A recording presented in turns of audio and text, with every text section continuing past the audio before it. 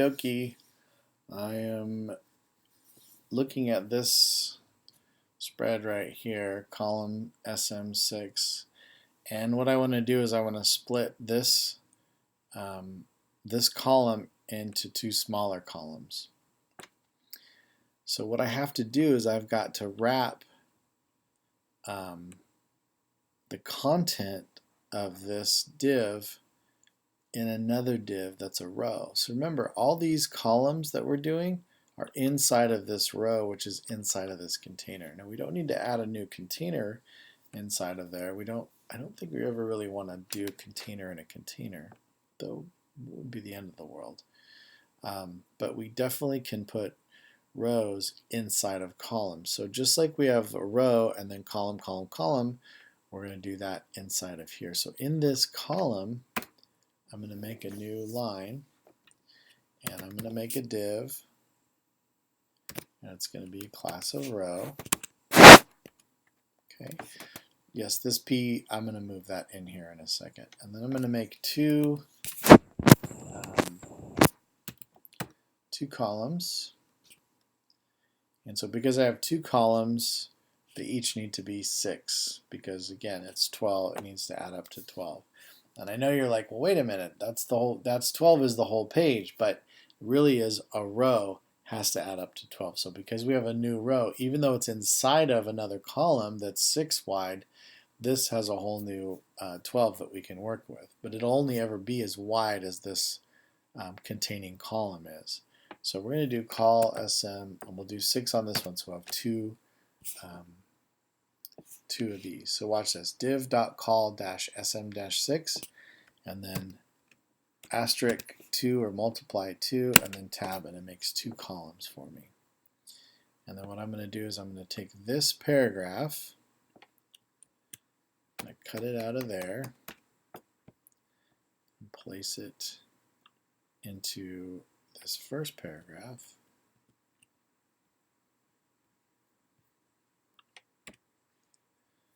Cool. Okay. And just for the sake of sanity here, I'm going to put these like that so it makes sense. Okay. All right. And for our second column, I'm going to do another place kitten image, except this one's going to be smaller. So I'll copy that whole line there. All right. And so inside this second column,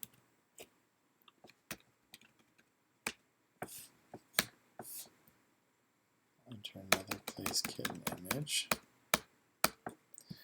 I'm going to make this one smaller so it gives us a different image. I'm going to go, I'm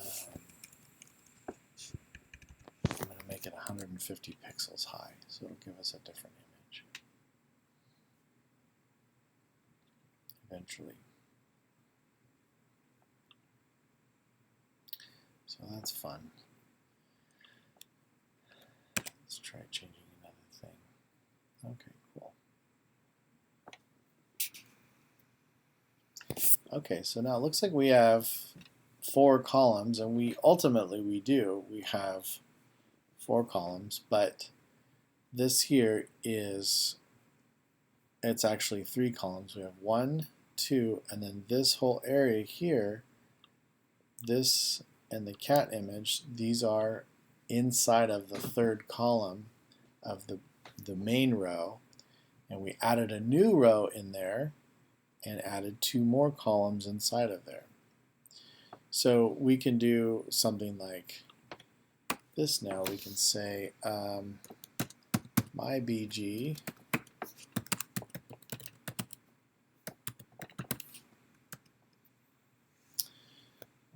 let's grab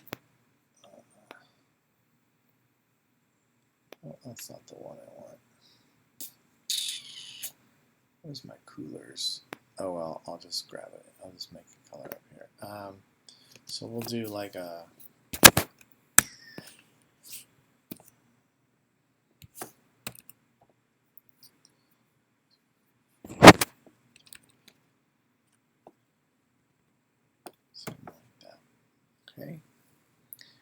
this is going to be a class, so we have to make sure we have a period in front of the mybg. And so now in this sub row here, we're going to change that, and we're going to add the mybg to that, and it should give us a background color around all that. And we can even add padding if we wanted to. This is not exactly the right way to do it, but it will work. Cool. All right, awesome. So that's how we do nested rows and columns.